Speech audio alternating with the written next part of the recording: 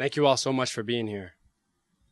Drunk driving is 100% preventable, and it is an epidemic that we must curb. As elected and community advocates, there is more that can be done to save lives that are ripped from this earth due to poor decision making. Lives in people such as the Abbas family of Michigan. Isam, at age 42.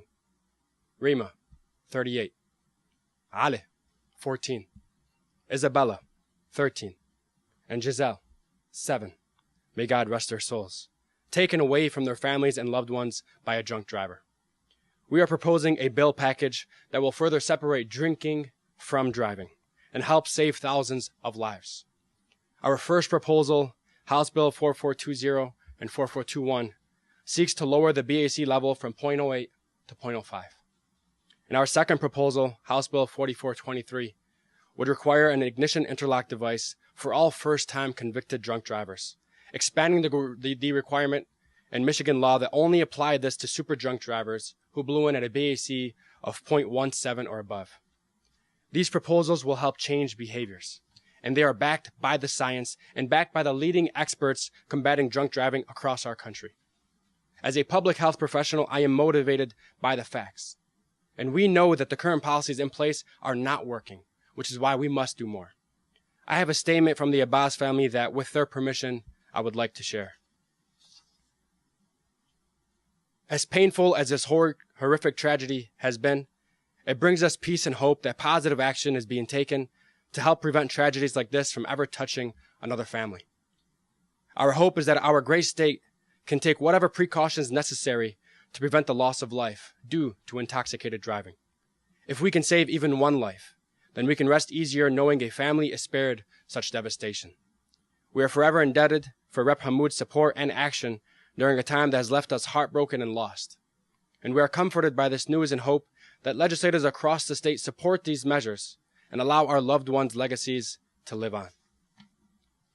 Now, I'd like to turn it over to Helen Whitty, who is the national president of the Mothers Against Drunk Driving. Thank you.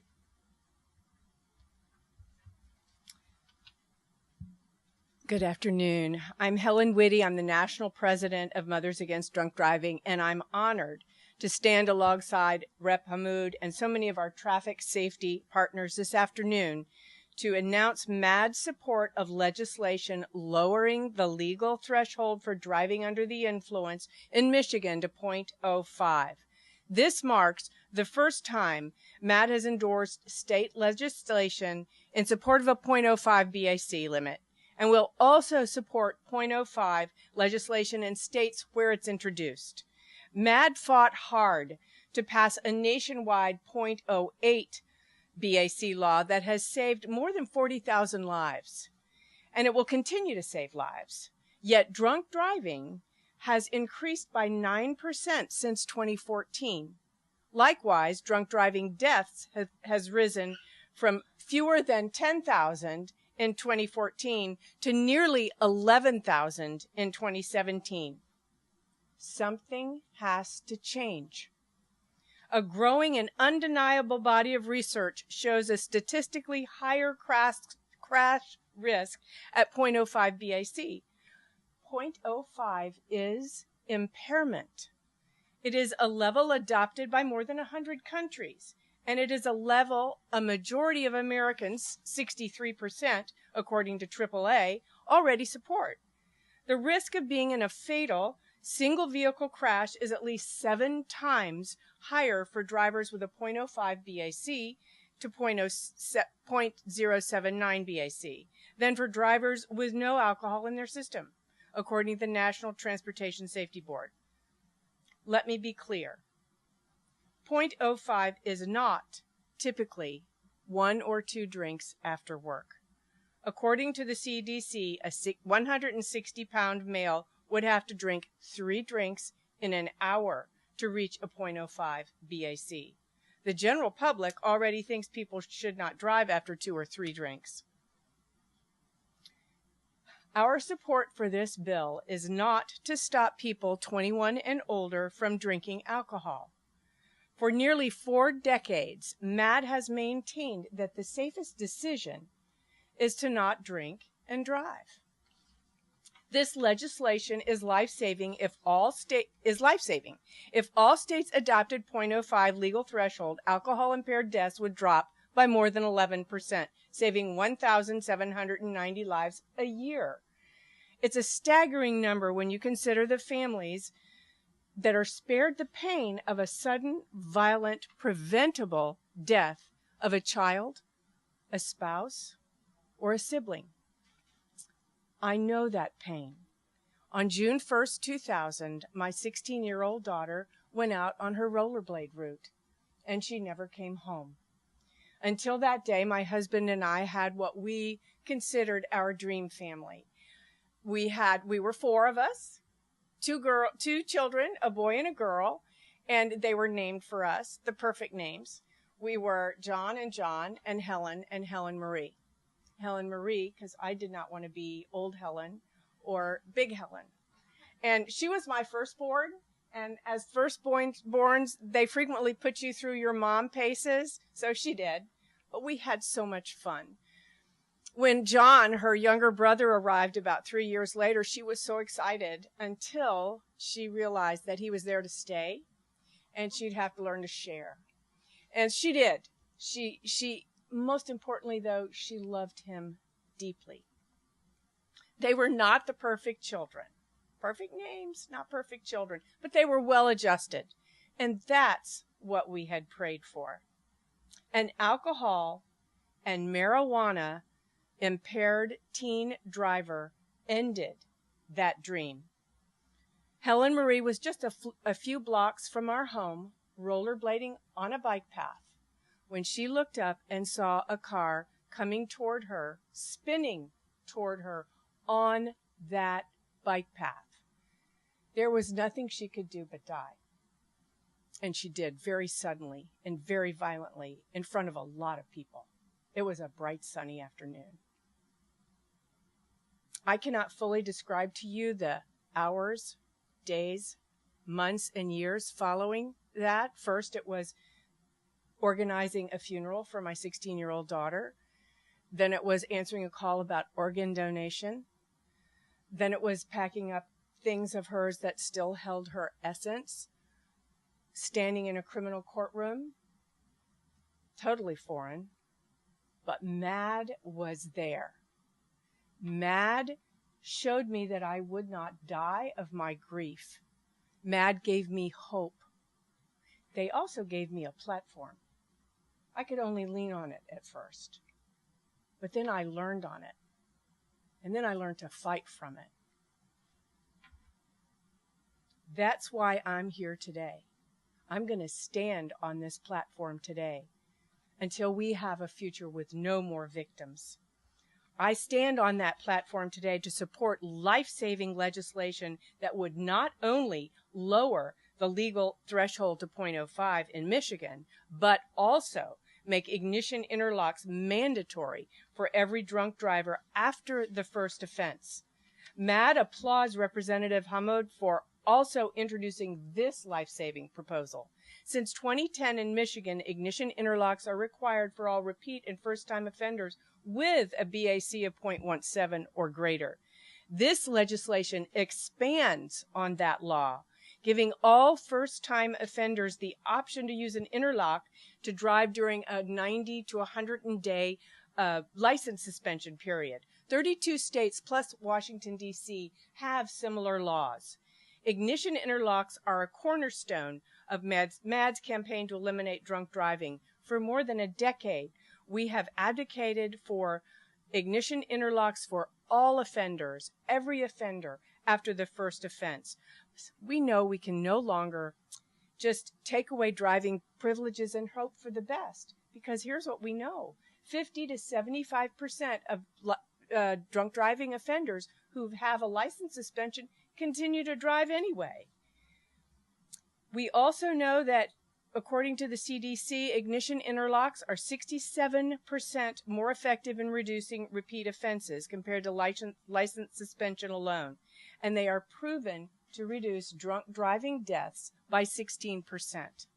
Here in Michigan, we know ignition interlocks work. According to a 2016 Secretary of State study of sobriety courts, 97% of court participants ordered to install an interlock complied. Nearly 9 out of 10 participants who used an interlock graduated from the program, a rate nearly 3 times better than the number of participants not using an interlock who did not graduate. This is behavior change. A .05 threshold deters drivers from getting behind the wheel in the first place. But when they do, ignition interlocks are the only way to stop drunk drivers from starting their car and driving down the road. And they work. Nationwide, these devices have prevented more than 3 million attempts to drive drunk over the past dozen years. And they have stopped here in Michigan more than 28,000 attempts right here in Michigan. So, Representative Hammoud's legislation is timely, as he said, as his community and the state of Michigan continue to grieve the Abbas family. Parents, Issam, Rima, and their children, Ali, Isabella, and Giselle of Northville, who were killed January 6th by a drunk driver in Kentucky while they were on their way home from a vacation in Florida, my home state.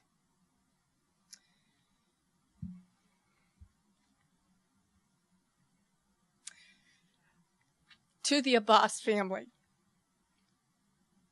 we honor you today. We stand with you.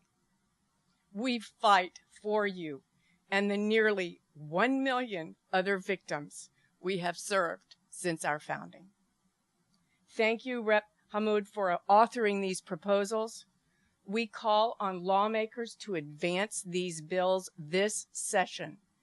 We cannot afford to wait. Thank you.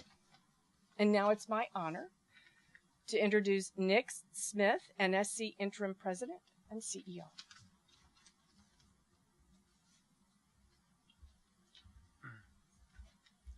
Great. Thank you, Helen, for those truly meaningful words coming from you. That means a lot and so important to hear. I'm proud to be here from the National Safety Council as our interim CEO to support today's legislation. And I think what's important for the folks here is to understand you have national leaders of organizations that are coming to the state of Michigan because we think this legislation is that important. So I want to start by thanking Representative Hammoud for introducing this legislation. It's critically important to save lives, and we're honored to join him. Facing the impact impaired driving has had on the Abbas family and others, we know we have to do more to engage people in changing culture and expectations around drunk driving. That's why having Helen here today and MAD is critically important.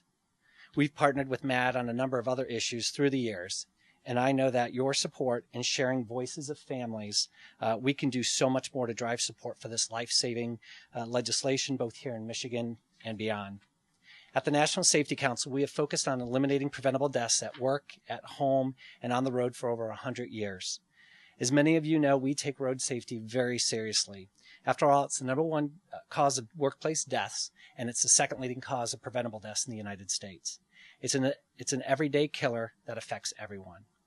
Driver impairment has been one of the toughest nuts to crack in eliminating roadway fatalities, and the science tells us that impairment doesn't begin at .08 or even at .05. Impairment begins with the first drink. Clearly, we need to try new things to get better results. Michigan was one of only a handful of states that already had sanctions in place at .08 BAC in the 1980s. Today, the Great Lakes state has an opportunity to lead again on impaired driving by lowering the legal threshold to .05. More than 300 lives were lost in Michigan roads in 2017 because of alcohol impairment. According to the National Highway Traffic Safety Administration, that represents a whopping 27% jump over 2016, all while traffic fatalities in the states have declined somewhat in the last few years. We need to remember these aren't just statistics. These are people. We know victims suffer long after the crash scene is gone. There's no magic bullet to eliminate all crashes, but what we need is a sound approach to law enforcement, education, and enacting common sense laws. As you've heard Helen say earlier, ignition interlocks have been really successful in checking repeat offenders. It makes sense to use what works. By lowering the threshold in line with best practices following the world over, we can actually make a difference and save lives. I'm encouraged by everyone joining us today, organizations that are close partners in our Road to Zero coalition, driven to erase roadway fatalities. Up next, you'll hear from Jennifer Hamid from the National Transportation Safety Board. So thank you, and let's do all we can to keep each other safe.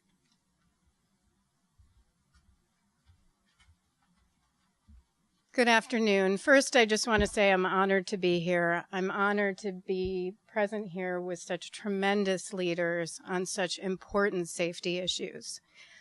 My name is Jennifer Hamid, and I'm a board member with the National Transportation Safety Board. The NTSB is an independent federal agency charged by Congress with investigating all civil aviation accidents in the United States and crashes in other modes of transportation.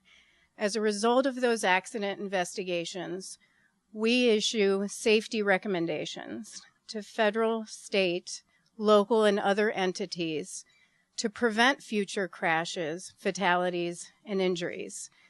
Let me first say, on behalf of the NTSB, I'd like to extend our deepest condolences to the Abbas family and other families who have experienced the devastating consequences of an impaired driving crash.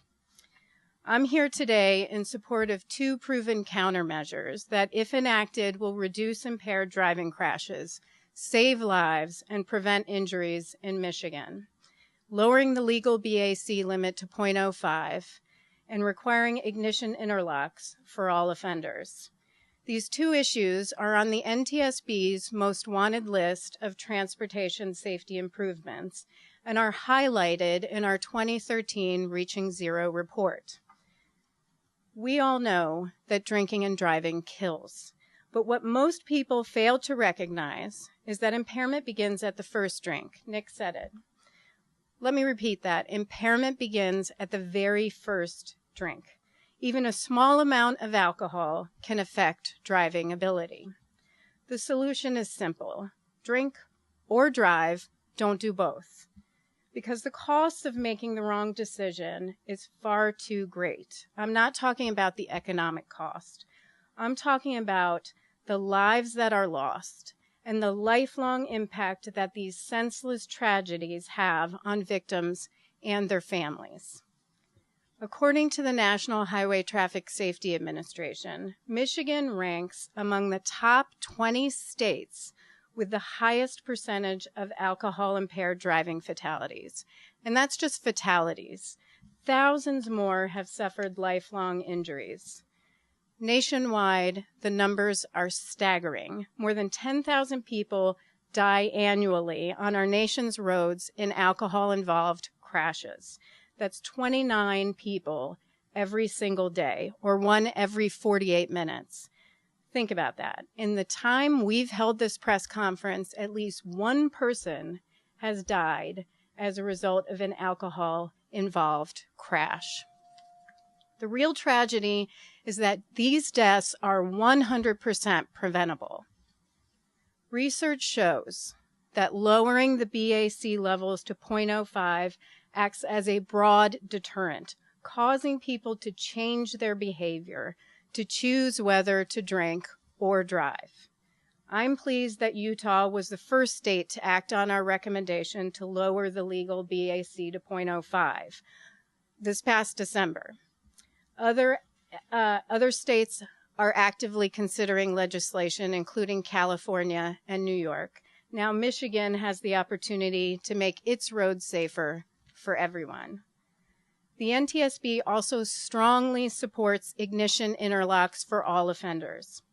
According to the National Academy of Sciences, first-time offenders comprise the majority of DWI convictions, but by the time they're convicted, those so-called first offenders have driven after drinking about 80 times. 80 times.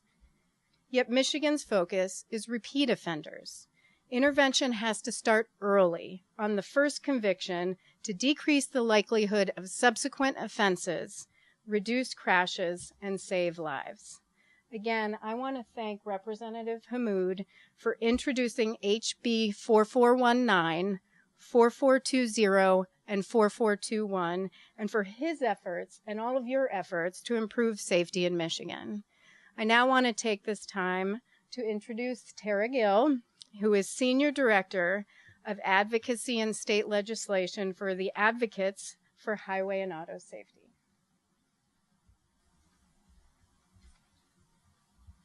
Good afternoon. As Jennifer mentioned, I'm Tara Gill, the Senior Director of Advocacy and State Legislation for Advocates for Highway and Auto Safety. Advocates is a nonprofit traffic safety organization comprised of leading consumer public health and safety groups and insurers. Our mission is simple. We work in every state and Washington, D.C. to advance safer drivers, passengers, and road users, safer vehicles, and safer roads. Today, Advocates is pleased to join Representative Hammoud, MAD, the NTSB, and the National Safety Council to announce the introduction of House Bills 4419 to enact an all-offender ignition interlock device requirement, and House Bills 4420 and 4421 to lower the limit of blood alcohol content, or BAC, while driving from 0.08 to 0.05%. The circumstances that led to this moment and the loss of the Abbas family are tragic.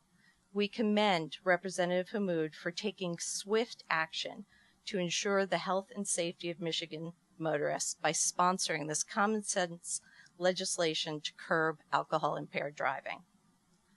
Upgrading Michigan's impaired driving law is urgently needed.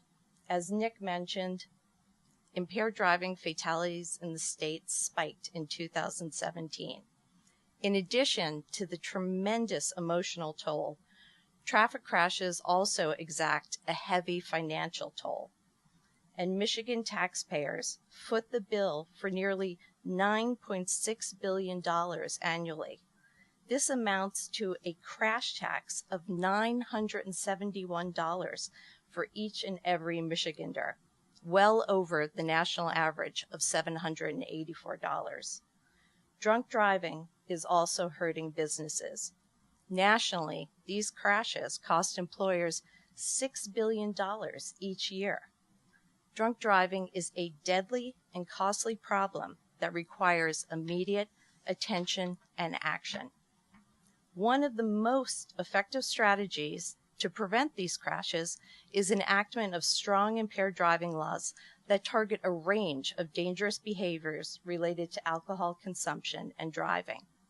Unfortunately, though, a recent report from the World Health Organization found that the U.S. has fallen behind other developed nations in reducing our traffic fatality rate. In fact, it's more than double these other developed nations. A key difference between the U.S. and these countries is the 0.08% BAC limit. The other nations enforce a 0.05% or lower BAC law. Last year, Utah became the first state in the nation to enforce BAC at 0.05. While widely employed around the world, it is time for the U.S. to catch up and enact this research-proven countermeasure. Similarly, the data behind all offender ignition interlock requirements is crystal clear. These laws are technological solutions proven to reduce drunk driving related deaths and injuries. A University of Pennsylvania study found that states with mandatory interlock laws saw a decrease of 0.8 deaths for every 100,000 people each year. This is comparable to the estimated number of lives saved by airbags. Given these statistics, it is not surprising that 32 states and Washington, D.C. have already passed this law, or that a majority of Americans surveyed support both 0.05% BAC and all offender ignition interlock laws. Michigan is known as the birthplace of the auto industry and a global innovator. Leadership to further curb alcohol-impaired driving will only augment the state's impressive resume. We urge the Michigan legislature to enact House Bills 4419, 4420, and 4421 to send a clear message that drunk driving will not be tolerated and to protect Michigan families. Thank you. Now I'll turn it back to Representative Hammoud. Thank you. Thank you to all the advocates and for your partnership for being here today. You've heard from the leading minds from across our country on why we need to advocate for change, change that is based on the science. And allow me to just conclude by again extending our condolences to the Abbas family, to the millions of families whose lives have been uprooted and changed due to the devastation that is drinking and driving. And not only do we want to send our condolences, we also want to send the message that we are here today to take action. And hopefully we will deliver on that action and encourage the rest of my colleagues in the legislature to join us in our efforts to save lives.